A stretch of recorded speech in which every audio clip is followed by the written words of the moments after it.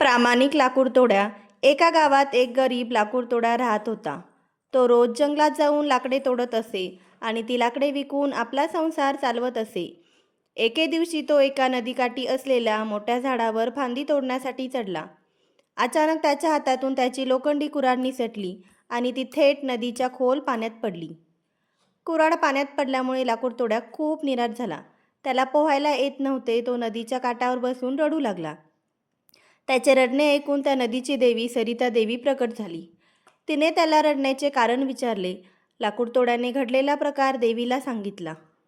देवीने नदीत उडी मारली आणि बाहेर आली. तिच्या हातात एक सोन्याची कुऱ्हाड होती.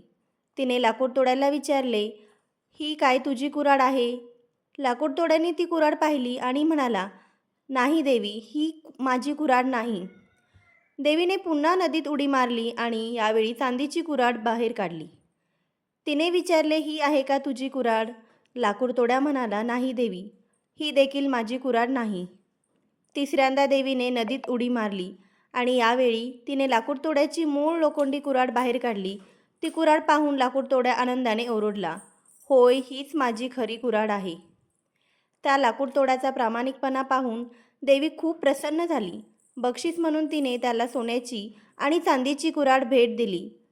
तात्पर्य सांगायचं एवढंच आहे की प्रामाणिकपणाचे फळ नेहमी चांगले असते. आपण नेहमी प्रामाणिक राहिले पाहिजे. लालसा बाळगणे योग्य नाही.